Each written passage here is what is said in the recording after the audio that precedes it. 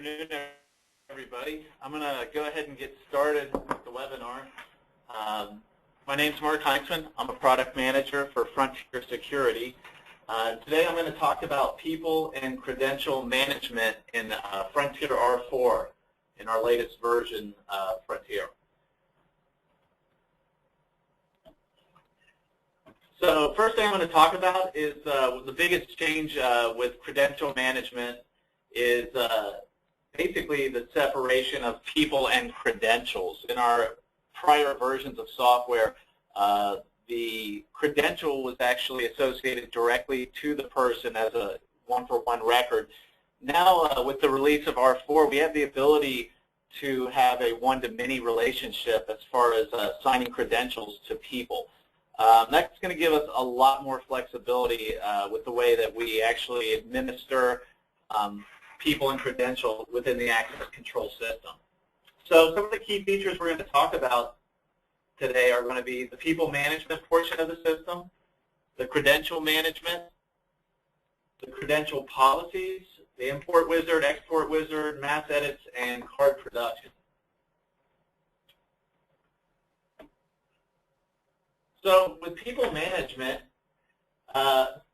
we've changed the look of the interface. So the look of the interface, basically instead of having a separate screen for people management, it follows the same screens as we do for some of the other configurations within the system or some of the other areas, the way we administer them. We have, like I said before, separated the people information from the credential information, which gives us a lot more flexibility about the way we can basically administer credentials and do certain things. So in the past, it was a one-for-one relationship, so we would end up with redundant cardholder information being basically you'd have to put in if you wanted a person to have two different credentials, say a card that they would actually use to swipe around the building or present to badges, as well as maybe a key fob or something that they would keep in their car to open up gates. So now we can have the ability to assign different types of technologies to a single person. And this is going to definitely give us the ability to maintain more accurate record-keeping information as well as to reduce data redundancy. So let's take a quick look actually at the people screen here real quick. So if I go into Frontier now, we used to go to a separate window. Now we can go to Edit and go to People, and it'll take us to people and credentials. So a little bit more consistent look here as far as what most people are used to when you're administering different aspects of the system, say schedules, access, devices, things like that. It follows this same screen layout. So this is really giving us more consistency within the look of our screens. So at the people level here, I have the ability to return all my records and do finds. If I do a find, I can set up predefined finds for people. So I can actually go in and create queries, and then I can name these queries and have the ability to search by the different queries. So if I do it by name,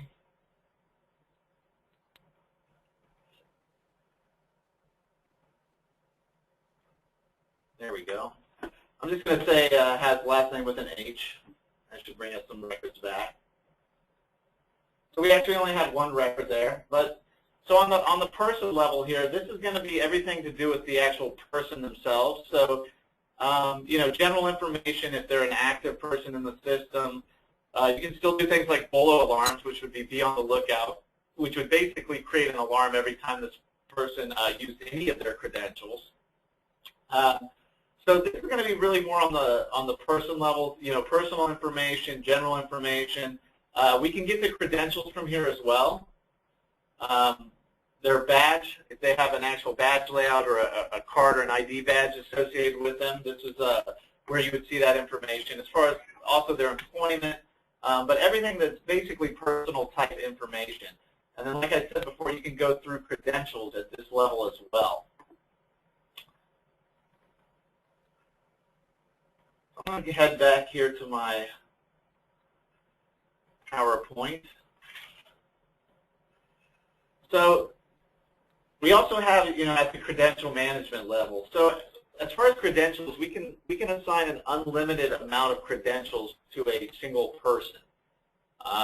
So that's pretty powerful. You know, we can have 5 different types of credentials if we needed to. It'll always be associated back to the same person. We've built in a way to have visibility of the different types of credentials being used within the system, and I'll show you what that means here in a second. But basically, you know, when people are using card readers, we have a way to identify what the type of credential might be. So if it was a key fob or a card, or an actual physical card, maybe if it was a biometric, things like that, we'll have the ability to actually, at the credential level, tag a type of technology to that credential and then get visibility back from that credential when it's being used within the system of what type it is. We can also do mass edits at the credential level as well as the people level. And for some of you are familiar with mass edits, some people aren't probably on the phone here, but mass edits, you know, gives us the ability to edit common-like information very quickly. And we'll actually look at that a little closer here in a minute.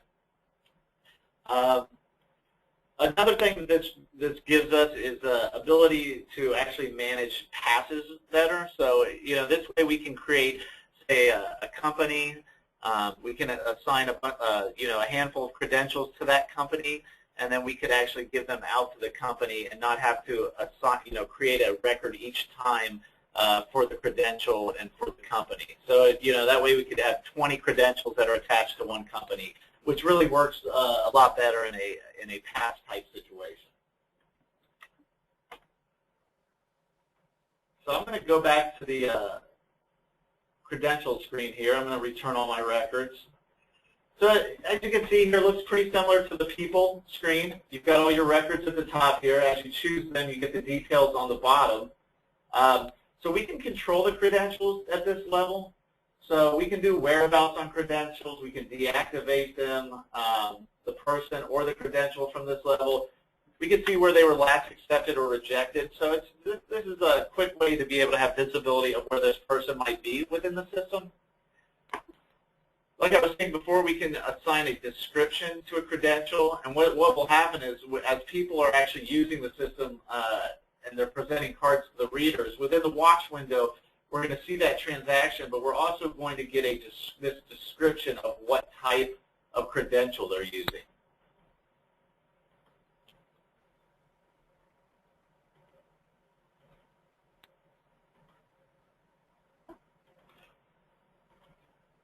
So the next thing I'm going to talk about is going to be credential policies.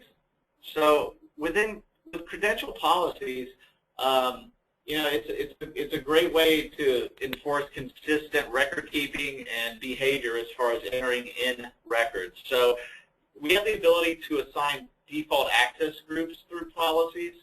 You know, using this along with our import wizard, basically we have the ability to import all the cardholder information that you would need to get into the system, the access control system, from other systems. So policies, you know, they typically work in hand with doing imports of record information into the system. So I can basically set default access groups to cardholders through policies, which will assign, you know, default access depending on what, you know, it depends on how you want to set it up. But say you work for a certain contractor or in a certain department, we can set up policies where you'll always get the same access depending on your role within the organization. We can also set things like default expiration dates for badges, and then we can do things like inactive disuse on badges as well. So it really gives you a way to, you know, prevent data duplication as well as create a much more consistent and secure environment when you're setting up a cardholder access.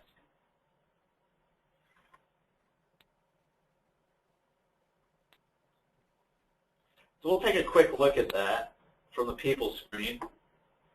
So we go to credential policies. We have a number of things here that we can do. We can set up multiple policies. And like I was saying before, we can set up expiration rules, number of days since it was made. So this would be number of days since the credential was actually created that it would be good. So you could say 365 days and it'll be good for a year. And that's since the day it was created. We can also set expiration dates. So if you have certain contractors or cardholders that may expire at the end of the year or say at the end of a contract, you can define it here. We also have a feature called inactive disuse. Inactive disuse is basically going to inactivate the card if it's not used for a certain amount of days. So you may consider that, hey, if a card's been out there for 30, 60 days and it hasn't been used, we're going to go ahead and disable it because in most normal situations that card would have been used within that time period. Also have the ability to set up arm and disarm groupings. So that's basically giving you privileges to arm and disarm at a reader level. And then through policies, we can enable things like proxy encoding as well. And then down here, you're going to see where you can actually add your default access groups and expiration dates.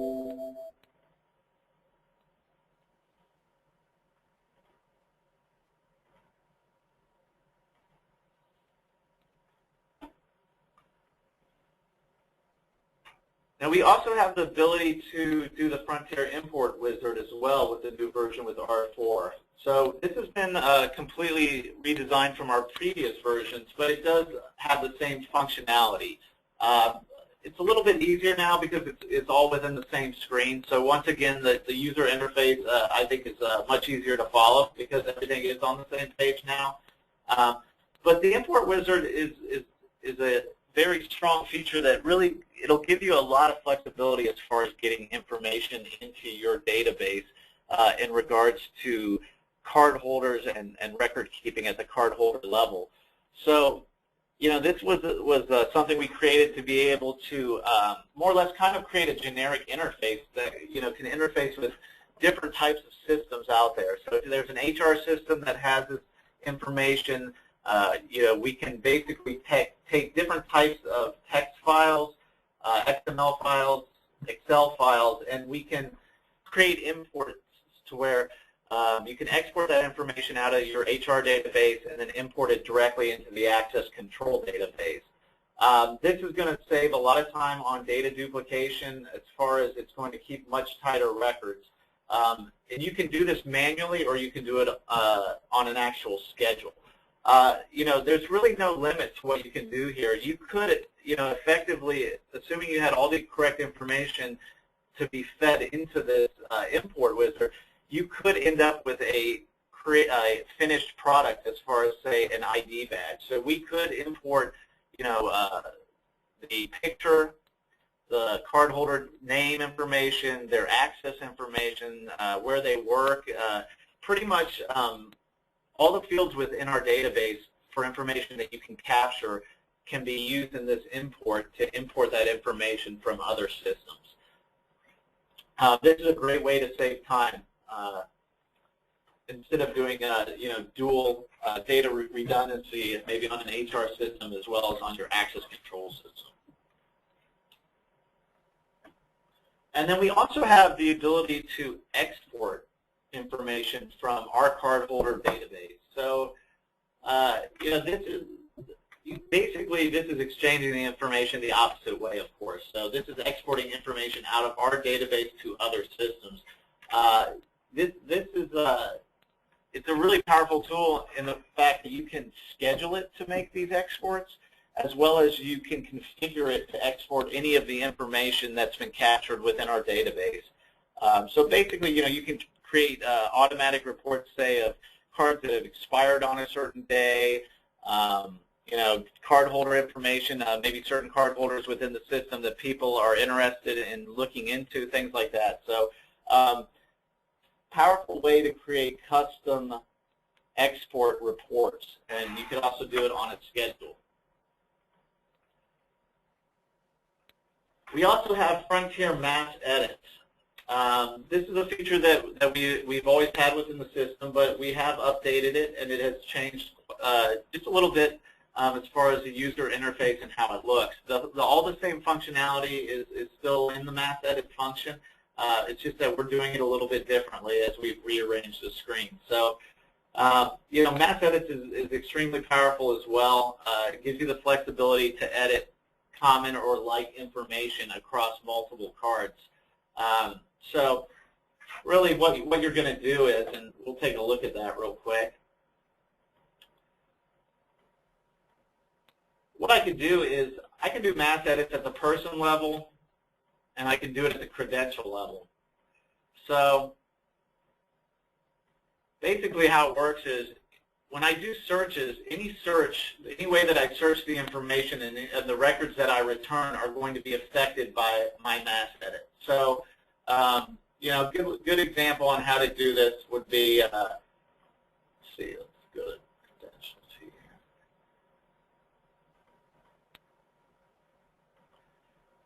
So basically things like if I could search for everybody who works for maybe a specific contractor, so I could create a find here, and I could say I want to find everybody who works for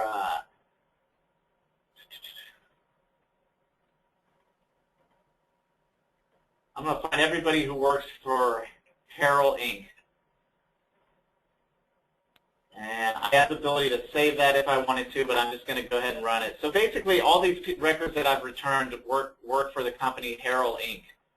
So at this level, or at this point, I've returned records, and I can hit mass edits. And now I can say, okay, I want to say access settings.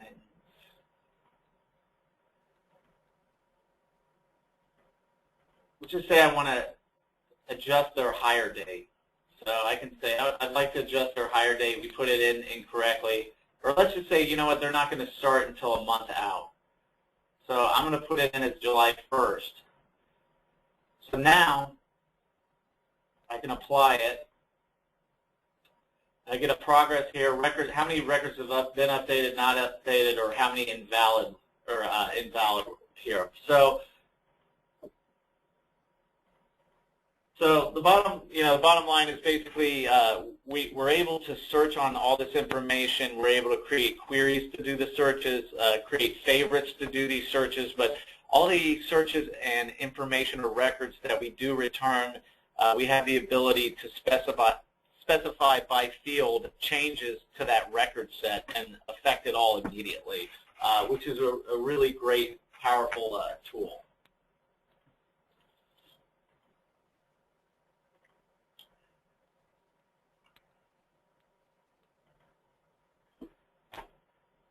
So the last thing we're going to talk about is card production.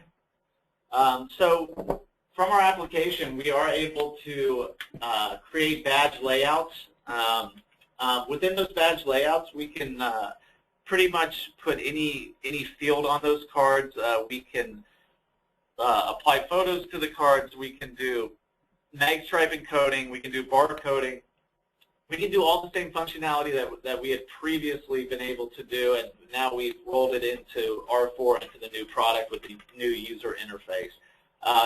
You know, we have the ability to encode all the, if you're talking mag stripe, we can encode all 3 tracks on the mag stripe with different information if needed. You know, to create a duo technology type card, we can do barcodes on cards as well. So a lot of times you'll see people who might actually use all 3 tracks as well as put a barcode on the back of the card, you know, to do other functions within the organization. We also have the ability to do prox encoding for prox cards. So basically full production. We can take the photos for the cards. We can print the cards, we can encode them, and give you a finished solution for the ID badges.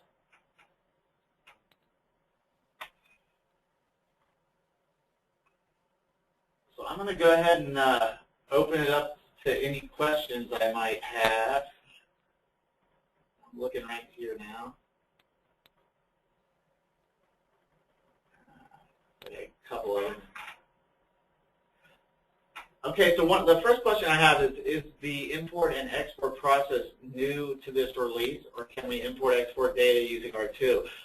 It is not new to this release. R2 also has the ability to do the import-export wizard, and it has all the same functionality that we currently have in R4 as well.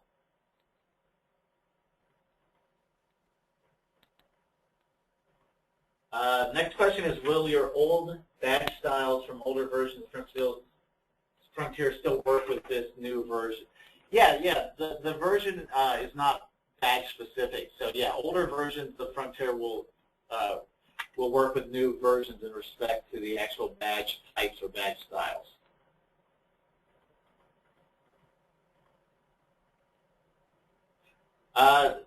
The next question I had, will the export function allow you to export more than 2,000 records with pictures?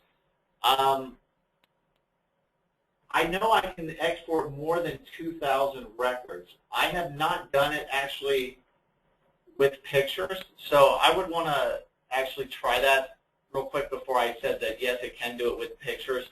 I haven't exported picture information before. I'm pretty sure we can do it, but Carol, I will get back to you on that question and make sure that I'm giving you the right answer.